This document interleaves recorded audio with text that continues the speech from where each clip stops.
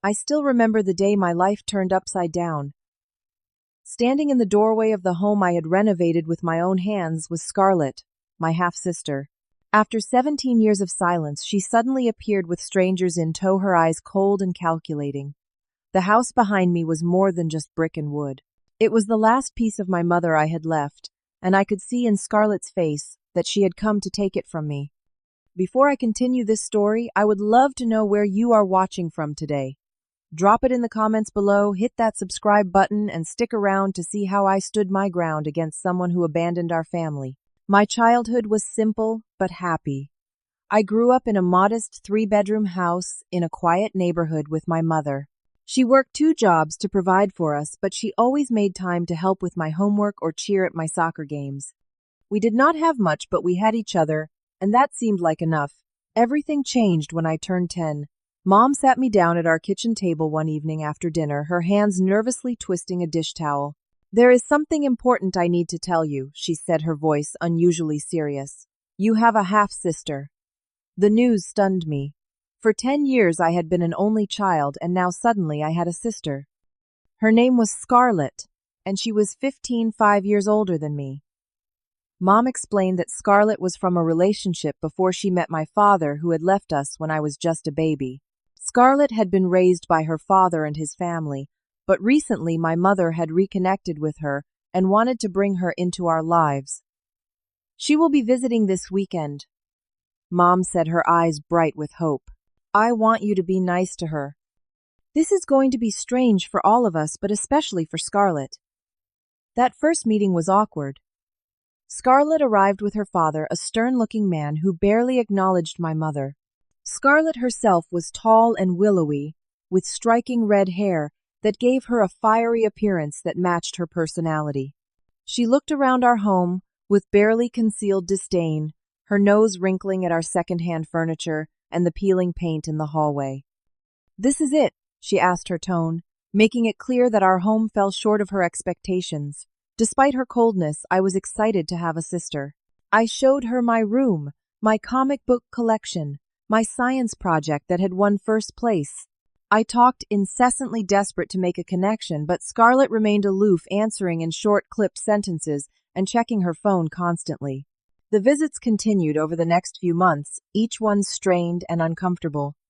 My mother tried so hard cooking Scarlett's favorite meals, asking about her interests, buying her small gifts, but nothing seemed to break through the wall Scarlett had built. Then came the school trip incident. My class was planning a 3-day trip to Washington, D.C., and I had been saving my allowance for months. The money, nearly $200, was kept in a small wooden box in my desk drawer. The night before the permission slip and payment were due, I opened the box to find it empty. I was devastated and confused. When I told my mother, her face went pale. She did not accuse anyone, but that weekend when Scarlett visited, I overheard them arguing in the kitchen. "I know you took it, Scarlett," my mother said, her voice tired rather than angry. "Prove it," Scarlett snapped back. "I am not trying to punish you. I just want to understand why." There was a pause before Scarlett responded, her voice smaller than I had ever heard it. "I needed it for concert tickets. Dad said I could not go, but all my friends are going." Instead of being angry, my mother gave Scarlett the money to replace what she had taken and paid for my trip herself, working extra shifts to make up the difference. When I asked why she was not punishing Scarlett, she simply said, "She is still learning to trust us. We need to show her that we will not abandon her no matter what she does." Over the next 2 years, tensions between Scarlett and my mother grew. Scarlett would miss visits, show up late, or spend the entire time locked in the guest room we had decorated for her. She constantly compared our life unfavorably to her life with her father, who apparently lived in a much nicer neighborhood and took expensive vacations. Then, shortly after Scarlett turned 18, she stopped coming altogether. No calls, no visits, nothing. My mother was devastated. She called Scarlett's father repeatedly, but he eventually told her to stop contacting them. According to him, Scarlett wanted nothing to do with us anymore. My mother never gave up hope that Scarlett would return. She kept the guest room ready occasionally, buying new decorations or clothes she thought Scarlett might like. Each birthday and Christmas, she sent cards and gifts to Scarlett's last known address, though they were never acknowledged. As the years passed, my mother's health began to decline. The doctors said it was stress and overwork, but I knew that heartbreak played a part. Scarlett's father's family did not help matters. Occasionally, we would receive a nasty email or message from one of them blaming my mother for disrupting their family and claiming she had tried to steal Scarlett from them. Nothing could have been further from the truth, but the accusations hurt my mother deeply. By the time I turned 25, I had graduated from architecture school. It had not been easy. I worked nights and weekends to pay my tuition, but I was proud of what I had accomplished. My mother was proud too, though she could not attend my graduation ceremony because she was too ill. The cancer diagnosis came just weeks after I started my first real job at an architecture firm, stage 4. The doctors gave her 6 months, but my mother, always defying expectations, lasted almost a year. During that time, I moved back home to care for her. Between hospital visits and medication schedules, I tried once again to contact Scarlett. She deserved to know that her mother was dying, regardless of their past relationship. After tracking down her email through a mutual acquaintance, I sent a simple message explaining the situation and asking her to visit. The response came 3 days later. Not my problem anymore. Do not contact me again. Those 8 words broke something inside me. How could anyone be so cold, so unfeeling toward their own mother? But I kept my anger to myself. Mom did not need that additional burden. As she grew weaker, Mom's thoughts turned more and more to Scarlett. I should have tried harder, she would whisper during our long nights together. I should have found a way to reach her. In her final week, she asked me to try one last time. So I did. I called every number I could find, sent messages to every account. The only response I received was a notification that Scarlett had blocked my number. Mom died on a Tuesday morning in early spring. The cherry trees she loved so much were just beginning to bloom. The funeral was small but filled with people whose lives she had touched, neighbors she had helped, co-workers who respected her, parents of my childhood friends who remembered her kindness. Scarlett did not attend. The will was straightforward.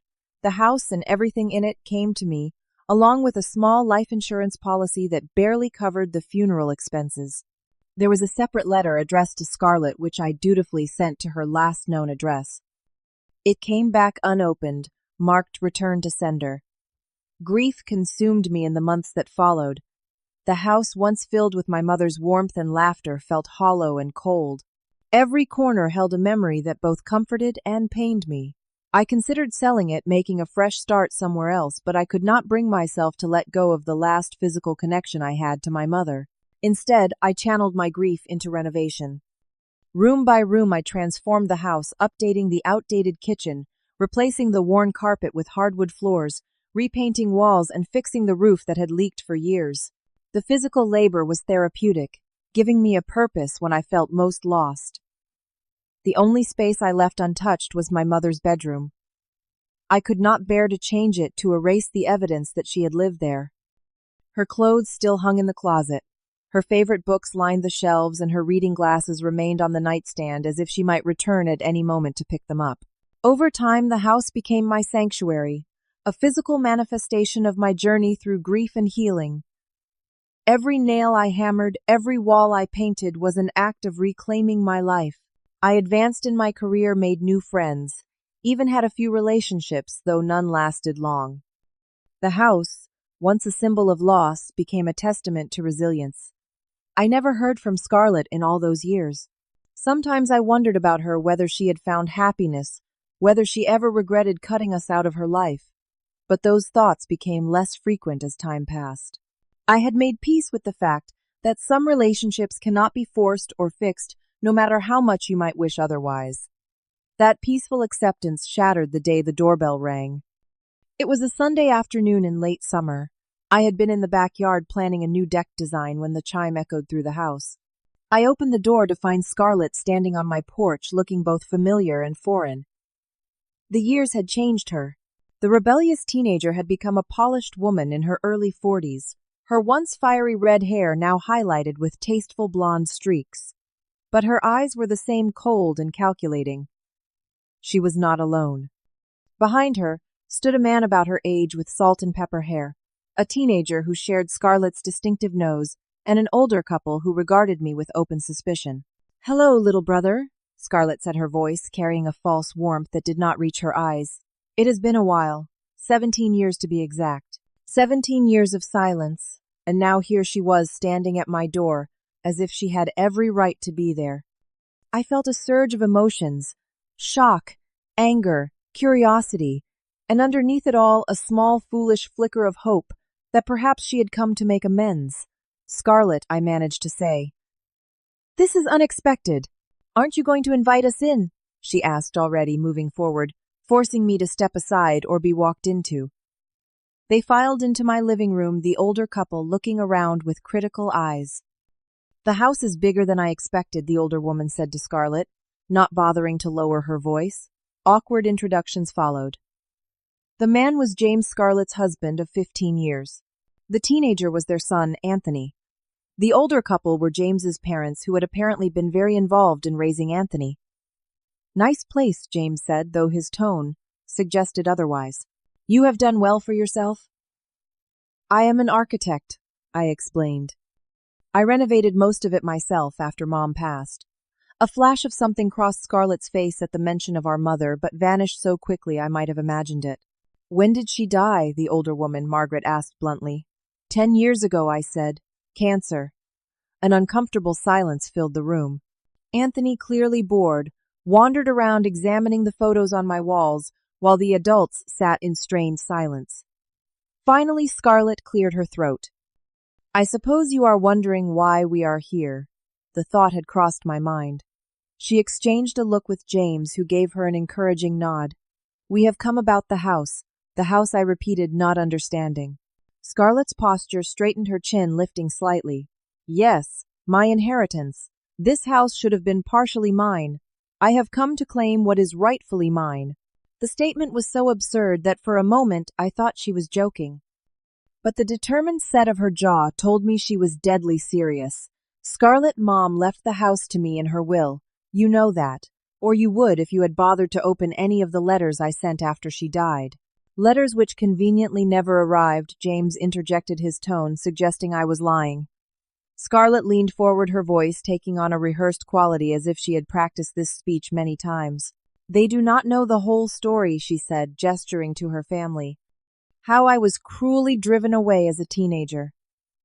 How she always favored you. How she promised me that I would be taken care of in her will, that this house would be shared between us." I stared at her, unable to believe what I was hearing. This version of events was so divorced from reality that it momentarily left me speechless. "That is not what happened, and you know it," I finally said, my voice low and controlled, despite the anger building inside me. "Do not call my wife a liar," James snapped. "She has the documentation to prove it." Scarlett reached into her purse and pulled out a folded paper, which she handed to me with a triumphant look. It was a letter supposedly from my mother, promising Scarlett half ownership of the house to make up for the years we lost. The signature at the bottom looked nothing like my mother's handwriting. "This is fake," I said flatly. Margaret gasped dramatically. "How dare you?" "My daughter-in-law would never forge a document. We are prepared to take legal action if necessary. Our attorney assures us we have a strong case." The situation was rapidly spiraling out of control. These people, these strangers who knew nothing about my mother or our history, were threatening to take away the home I had poured my heart and soul into preserving and improving. "Anthony, come back in here," Scarlett called, noticing her son had wandered down the hallway. "Mom, come look at this weird room," Anthony called back. "It is like a museum or something." He had found my mother's bedroom, my private memorial to her, the one space I had kept sacred. Scarlett followed her son's voice, and I trailed after her, a sense of dread filling me. They stood in the doorway of my mother's room. Anthony looking confused, Scarlett's expression unreadable. "You kept it exactly the same," she said quietly. "Yes." She walked in, running her fingers over the dresser, picking up the framed photo of the three of us from one of her early visits, back when Mom still believed they could build a relationship. "Pathetic," she said, putting the photo down carelessly. "This shrine to a woman who chose a new child over her firstborn. Something snapped inside me. She never chose me over you. She loved you. She tried everything to be part of your life, but you rejected her at every turn. She abandoned me first, Scarlett shouted, her composure finally cracking. She left me with my father when I was a baby. She does not get to play the victim. She was 19, Scarlett. Your father's family threatened to sue for full custody if she tried to fight them. They had money and power, and she had nothing. She did what she thought was best for you at the time, and she regretted it every day afterward. Scarlett reached for another photo, this one of just my mother, and began to remove it from its frame. Well, I think it is time to clear out this monument to maternal martyrdom. Half this house is mine now, and I will not have a ghost haunting it. I stepped forward and firmly took the photo from her hands. That is enough. Everyone back to the living room. Now. Something in my tone must have conveyed my seriousness, because even James's father, who had been puffing up to object, fell silent and followed my direction. When everyone was seated again, I remained standing, using the moment to collect myself and decide how to proceed. I am going to speak now, and I would appreciate not being interrupted. I began, surprised at how steady my voice sounded despite the emotions churning inside me. I went to my office and returned with a folder from which I produced several documents my mother's will certified by the probate court. Copies of the numerous letters and cards she had sent Scarlett over the years returned unopened. Bank records showing the money my mother had regularly set aside for Scarlett, which eventually went to pay for her medical care when she became ill. This is the actual will, I said, placing it on the coffee table. You will notice it was properly witnessed and notarized. And this, I added, pulling out one final document, is a letter from the attorney confirming that repeated attempts were made to contact Scarlett regarding the will and the separate letter Mom left for her. I looked directly at James and his parents. Has Scarlett told you that she stole from us when she was a teenager? That our mother never punished her, but instead worked extra shifts to replace the money? Has she mentioned that when Mom was dying of cancer, her response to my plea for her to visit was, and I quote, "Not my problem anymore"? The shock on their faces told me everything I needed to know. Scarlett had fed them a story of victimhood that painted her as the wronged party, and they had believed her without question. That is not true, Scarlett insisted, but her voice lacked conviction. It is true, and you know it, I countered, pulling out my phone to show them the text message I had saved all these years. You did not even come to her funeral. You returned her last letter to you marked, "Return to sender." And now you have the audacity to come here with a forged document claiming she promised you something she never would have? James was looking at Scarlett with growing uncertainty. You said you could not go to the funeral because you were not notified until it was too late, he said slowly. Anthony, the teenager, looked uncomfortable. Mom, what is he talking about? You said Grandma Ellen did not want to see you. Scarlett's face had gone pale. For the first time since she arrived, the mask of entitlement slipped, revealing something vulnerable underneath. It was not like that she insisted, but weakly. I softened my tone slightly. I have one more thing to show you. I left the room again and returned with a cardboard box. Mom kept this for you. Every birthday card she sent that came back unopened. Every Christmas gift. Photos of you from when you visited. Notes about your interests, so she could try to connect with you better. She never gave up on you, Scarlett. Not once. I placed the box in front of her. This is yours. Take it, read it. Then decide if you really want to continue with this charade. There was a long silence as Scarlett stared at the box. Then, to my surprise, she began to cry. Not delicate ladylike tears, but harsh, ugly sobs that seemed torn from somewhere deep inside her. James moved to comfort her, but she pushed him away and ran out of the house. After an awkward moment, James followed, leaving his parents and Anthony looking lost in my living room. I think perhaps we should go, Margaret said stiffly, her earlier aggression replaced with embarrassment. That would be best, I agreed. As they gathered themselves to leave, Anthony lingered, looking at the box his mother had left behind. Was my grandmother nice? He asked quietly. The kindest person I have ever known, I told him honestly. She would have loved to meet you. After they left, I sat alone in the quiet house, emotionally drained. About an hour later, there was another knock at the door. Scarlett stood there alone, her makeup-smeared eyes red and puffy. "Can we talk?" she asked. "Just us." We sat in the kitchen, the heart of the home, where my mother had once tried so hard to make Scarlett feel welcome. For a long time, neither of us spoke. "Why now?" I finally asked. "After all these years, why show up with a fake document and try to take the house?" Scarlett stared into the cup of coffee I had made her. "James lost his job 6 months ago. We are about to lose our house." I was desperate. She looked up at me. "I convinced myself I deserved it, that Mom owed me for abandoning me." "She never abandoned you, Scarlett. I know that now." She glanced toward the living room where the box Saturday I read some of the letters in the car.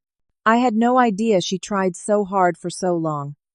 "My father always told me she gave me up without a fight, that she chose you and your father over me." "My father left when I was a baby," I corrected her. "It was just Mom and me." She looked genuinely surprised. "I did not know that. Dad always said, 'Your father lied to you, Scarlett, and now you have lied to your family.'" She nodded, fresh tears welling in her eyes. "I have made so many mistakes. I should have been furious with her. She had tried to steal my home with a forged document. She had rejected our mother's love and broken her heart. She had lied to her own family about her past. But looking at her now, I saw something my mother would have seen, a damaged person whose actions, however hurtful, came from a place of pain and fear. "I am not going to press charges for the forgery," I told her. "But I want you to tell your family the truth, all of it." She nodded miserably. "I will. And I am sorry. For everything." I did not tell her it was okay, because it was not. Years of hurt could not be erased with one tearful apology, but it was a start. "Take the box," I said. "Take all the time you need with it. And when you are ready, if you want to talk more about Mom or anything else, you can call me. My number has not changed." After Scarlett left, I went to my mother's room and sat on the edge of her bed, feeling her presence around me. For 10 years, I had preserved this space exactly as she left it, unable to let go. But maybe it was time for a change, not an erasure of her memory, but a transformation of grief into something new. The next morning, I began the process of carefully packing up my mother's things.